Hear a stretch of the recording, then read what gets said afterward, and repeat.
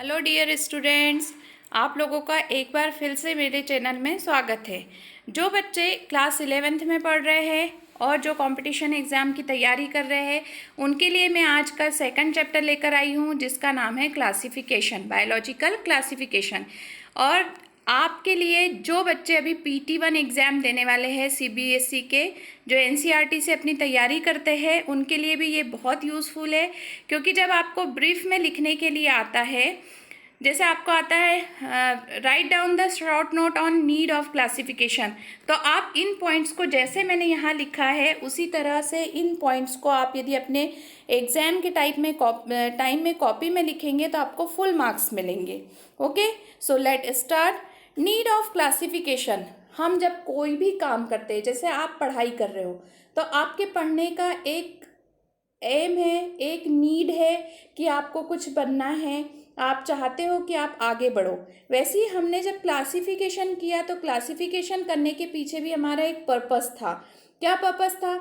पहले हमें नहीं पता था कि फंजाई क्या होता है, एल्गा क्या होता है, एनिमल कौन से है, हायर प्लांट्स कौन से हैं, हायर एनिमल्स कौन से हैं। तो इसलिए फिर हमने क्या किया, फिर हमने क्लासिफिकेशन कर दिया। ओके, तो क्लासिफिकेशन की नीड हमें क्यों थी, मैं आपको बहुत छोटे से पॉइंट में समझाती हूँ। तो हमारा फर्स्ट पॉइंट जो है, द स्टडी ऑफ वन और two organism is sufficient to know the essential feature of the group. Means जैसे आप क्लास 11th के बच्चे हैं, तो आपके ग्रुप के बारे में जानने के लिए आपके 2 कैरेक्टर्स ही काफ़ी होते हैं। वैसे जो ग्रुप्स होते हैं, जो एनिमल्स के, प्लांट के, फंजाई के, इनके जो ग्रुप होते हैं, इनके यदि आपको 2 कैरेक्टर पता है तो आप इजीली बता सकते हैं कि इन्हें किस ग्रुप में रखा जाएगा। जैसे क्लास 11th के लिए बताने के लिए क्या है इम्पॉर्टेंट, सबसे पहली चीज़ ये है कि आपका सब्जेक्ट क्या है, और second one is your class. So 2 character sufficient होते हैं किसी भी ग्रुप को आइडेंटिफाई करने के लिए। All kingdoms of organism do not occur in a locality. आपने कभी अपने आजू बाजू में लायन, टाइगर, फिश, कोबरा, इन सबको देखा है क्या? मैंने तो नहीं देखा अपने साइड में। आप लोगों ने कभी देखा है? नहीं देखा है ना? तो बहुत से ऐसे एनिमल्स है, कुछ एक्वेटिक प्लांट्स भी होते हैं जिनको हम अपने आसपास नहीं देख सकते, वो केवल सी वाटर में ही होते हैं, सी वाटर में प्रेजेंट होते हैं। तो उसके लिए हमें क्या करना पड़ेगा, सी वाटर में जाकर, सी के पास जाकर हमको उसकी स्टडी करनी होगी। तो सारे जो प्लांट्स और एनिमल्स हैं वो लोकल एरियाज में नहीं होते हैं, इसलिए भी हमको इसको क्लासीफाई करना पड़ा, ताकि हम पता कर सके कि इनका जो हैबिट है वो कहाँ पर है actually. Classification help in knowing the relationship amongst different group of organism. देखिए, हमने एक चीज़ बचपन से पढ़ी आई है कि पढ़ते हुए आ रहे हैं, पेरेंट्स भी हमें बनाते हैं, टीचर्स भी हमें बताते हैं, और अब हमें भी पता है क्योंकि अब हम बड़े हो चुके, कि कोई भी व्यक्ति अकेला सरवाइव नहीं कर सकता। यदि प्लांट्स नहीं होते तो क्या सरवाइव करना पॉसिबल होता? तो आपका आंसर ऑब्वियसली होगा कि नहीं, इट इज़ नॉट पॉसिबल, है ना। हमें प्लांट्स की ज़रूरत है। क्या हम लोग नहीं होते तो प्लांट सरवाइव कर पाते? नहीं कर पाते, क्योंकि उन्हें कार्बन डाइऑक्साइड नहीं मिलती और हमें ऑक्सीजन नहीं मिलती, हमें फूड नहीं मिलता, हमें शेल्टर नहीं मिलता। तो उसी तरह से ऑर्गेनिज्म के बीच की जो रिलेशनशिप है उसको पता करने के लिए भी हमें क्लासिफिकेशन करने की आवश्यकता थी, है ना। इसके बाद में it help in knowing the evolutionary relationship. सबसे फर्स्ट इस लाइन में वर्ड एक मैंने यूज़ किया है, evolution. What is the meaning of evolution? Evolution means होता है कि टाइम के साथ में कैरेक्टर्स में जो चेंजेस आते हैं, जैसे कुछ ऐसे होते हैं कि जो ख़त्म हो जाते हैं, डिस्ट्रॉय हो जाते हैं, और कुछ ऐसे होते हैं जो ग्रोथ कर लेते हैं। फॉर एग्जाम्पल, हम 6th 7th 8th क्लास से पढ़ते आ रहे हैं कि जो जिराफ होता है, जिराफ की जो नेक थी पहले वो कैसी थी, शॉर्ट थी, लेकिन उसको ऊंचे ऊंचे पेड़ों से पत्तियां खानी पड़ती थी। तो उसने क्या किया, उसमें एक इवोल्यूशन हो गया। क्या इवोल्यूशन हो गया? उसने अपनी नेक जो थी उसको लॉन्ग कर ली, जिससे वो इजीली लीव्स को खा पाता था। उसी तरीके से हमारे इसमें पहले जब हमारे जो पूर्वज है, एंसिस्टर्स जो है, उनकी टेल हुआ करती थी, लेकिन क्या हमारी टेल है? मेरी तो नहीं है। आप लोगों की है टेल? नहीं है ना। तो आपका आंसर यही होगा कि मैम नहीं, हम लोगों की टेल नहीं है। क्यों नहीं है? क्योंकि उसका हमें कोई यूज ही नहीं था, है ना। तो वो क्या हो गई, खत्म हो गई। तो ये क्या है, ये इवोल्यूशनरी रिलेशन है, मतलब इवोल्यूशन हुआ है हमारी बॉडी के अंदर। तो ये सारी चीज़ें मीन्स ये 4 पॉइंट्स को पता करने के लिए हमें क्लासिफिकेशन की नीड होती है। नेक्स्ट देखिए, फिर क्लासिफिकेशन के टाइप्स होते हैं। वैसे तो बहुत सारे क्लासिफिकेशन के टाइप्स है, लेकिन जो टेक्सोनॉमिस्ट है, टेक्सोनॉमी के बेस पे मेन 3 टाइप्स में हमने इसको डिवाइड किया है क्लासिफिकेशन सिस्टम को। फर्स्ट होता है आर्टिफिशियल। आर्टिफिशियल सबको आपको पता है, आर्टिफिशियल मीन्स होता है कि जो मेन मेड होता है, जो हम आर्टिफिशियल नेचुरल थिंग्स को ध्यान में रखते हुए नहीं बनाते हैं, तो वो आर्टिफिशियल होता है। तो जो first artificial system of classification है वो प्रपोज्ड किया था थियोफ्रिस्टस ने। किसने किया था? थियोफ्रिस्टस। और थियोफ्रिस्टस ने क्या किया था कि इसको हर्ब, अंडर श्रब और ट्री, है ना। तो आपको यहाँ कहीं एनिमल्स दिख रहे हैं क्या? नहीं दिख रहे हैं, तो इन्होंने एनिमल्स का क्लासिफिकेशन यहाँ पर नहीं किया था।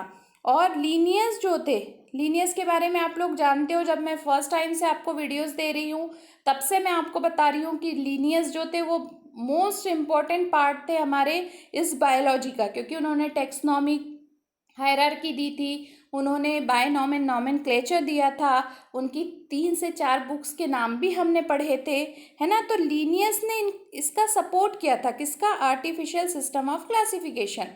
अब आपको यदि एग्जाम में क्वेश्चन आता है आपके ऑब्जेक्टिव में कि artificial system was given by, तो उस समय आप क्या लगाओगे? थियोफ्रिस्टस।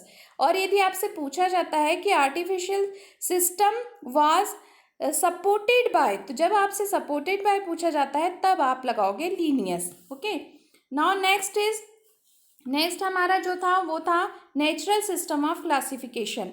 नेचुरल मीन्स नेचर पे डिपेंड था, और इनको 3 जो साइंटिस्ट थे हमारे, उन्होंने दिया था इस सिस्टम को, और ये बहुत मोस्ट इम्पॉर्टेंट सिस्टम था। और ये केबल, लेकिन देखिए इसमें भी बहुत सारे डीमेरिट्स होते हैं ना, तो डीमेरिट्स तो हर जगह मिलेंगे आपको, हम में आपने भी बहुत सारे मेरिट्स और डीमेरिट्स होते हैं, तो इनके क्लासिफिकेशन में भी थे। क्योंकि इन्होंने जो क्लासिफिकेशन दिया था नेचुरल, वो केवल एंजियोस्पर्म के लिए दिया था। एंजियोस्पर्म क्या होते हैं पता है आप लोगों को? यदि नहीं पता है तो हम आने वाले वीडियोस में, आने वाली क्लासेस में इसके बारे में जब क्लासिफिकेशन को ब्रीफ में स्टडी करेंगे तब हम पढ़ेंगे कि एंजियोस्पर्म क्या होता है। तो एंजियोस्पर्म हायर प्लांट्स होते हैं, जो हमारे आसपास जो हम बहुत बड़े बड़े से जो ट्रीज देख रहे हैं, जो प्लांट्स देख रहे हैं, वो होते हैं एंजियोस्पर्म। तो नेचुरल सिस्टम ऑफ क्लासिफिकेशन में केवल एंजियोस्पर्म के बारे में बताया गया था, और दिया किसने था? ऑल.डी. Jussieu, George Bentham and J D. Hooker. ये 3 साइंटिस्ट थे जिन्होंने नेचुरल सिस्टम ऑफ क्लासिफिकेशन दिया था।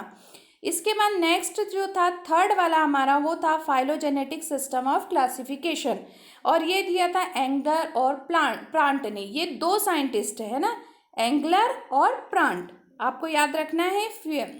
Phylogenetic system of classification was proposed by Engler and प्रांट।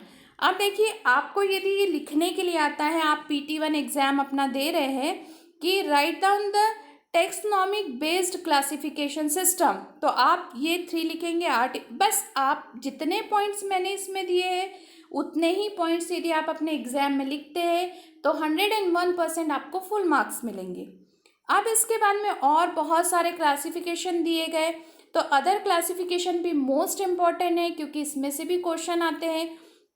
तो 2 किंगडम सिस्टम ऑफ क्लासिफिकेशन दिया गया था, आपको पता है किसने दिया है? ये दिया था कैरोलस लीनियस ने 20th सेंचुरी में दिया था, और इन्होंने केवल दो किंगडम ही दिए थे, एनिमल्स और प्लांट।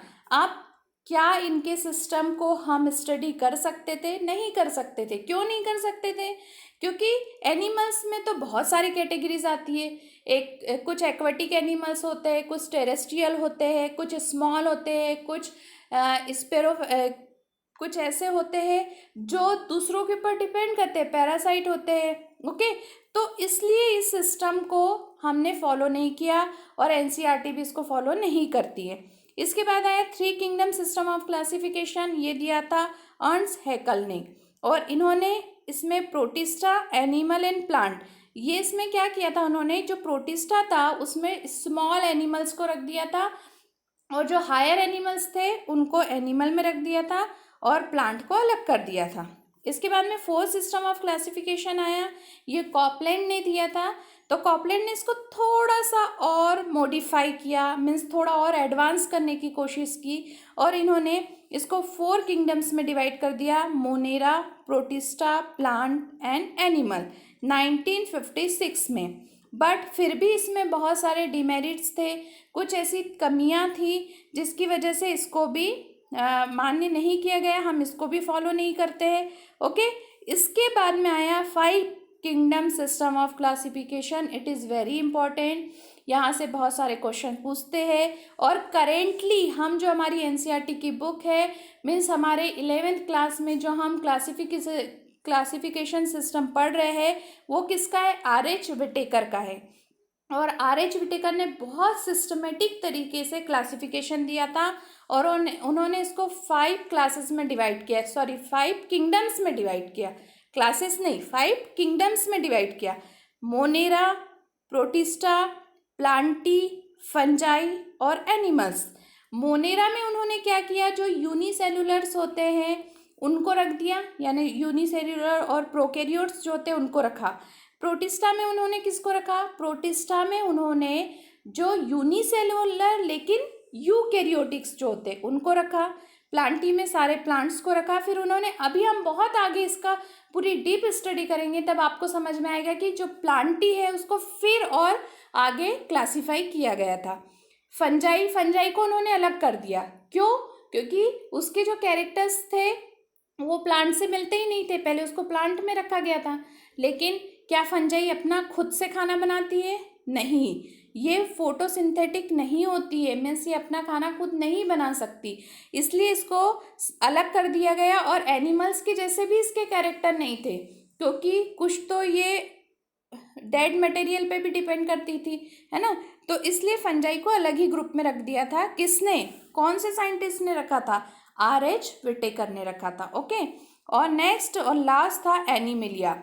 एनिमिलिया में हम लोग भी आते हैं, स्मॉल एनिमल्स भी आते हैं, एक्वेटिक भी आते हैं, टेरेस्ट्रियल भी आते हैं। ओके, और ये ईयर भी आपको याद रखना है, क्योंकि ईयर भी कभी कभी पूछा जाता है, 1969। ओके, तो 5 kingdom system of classification was given by RH Whittaker in 1969. Okay, and it is very important, and currently we all follow this classification system of, okay, and next जो था वो 6 kingdom system of classification था, और ये दिया था Karl उसेल ने। लेकिन इसको भी हम लोगों ने, यानी एनसीईआरटी जो इसको फॉलो नहीं करती। क्यों? क्योंकि उन्होंने कुछ नहीं किया। जो मोनेरा में आने वाले जो आर्कीबैक्टीरिया और यू बैक्टीरिया का था उनको अलग अलग कर दिया, जबकि ये दोनों सिमिलर कैरेक्टर्स रखते हैं। तो सिमिलर कैरेक्टर होने की वजह से इसको इसमें रखने की कोई ज़रूरत नहीं थी कि अलग अलग हम कर दें। ओके, तो इसलिए हम इसको भी फॉलो नहीं करते। प्रेजेंट में हम केवल फॉलो करते हैं 5 kingdom system of classification given by RH Whittaker, and year is 1969। Okay, और सबसे फर्स्ट आपसे देखो मतलब मीन्स यहाँ से क्वेश्चन तो बहुत से बनते हैं, बट इम्पॉर्टेंट क्वेश्चन यहाँ से एक बनता है कि 2 किंगडम सिस्टम ऑफ क्लासिफिकेशन किसने दिया था? तो कैरोलस लीनियस ने। और हम प्रेजेंट टाइम में कौन से सिस्टम को फॉलो कर रहे हैं, तो वो आपको बताना है RH Whittaker का। ओके, तो हम आज अपने टॉपिक को यहीं पे कंप्लीट करते हैं। नेक्स्ट वीडियो में हम इसकी ब्रीफ स्टडी करेंगे, और हम इसमें सबसे फर्स्ट जो है RH Whittaker का किंगडम मोनेरा, उसकी स्टडी करेंगे। Thank you for watching. मेरे चैनल को सब्सक्राइब करिए, वीडियो को ज़्यादा से ज़्यादा शेयर करिए, लाइक करिए, और इस चैनल को देखने के लिए बहुत बहुत धन्यवाद।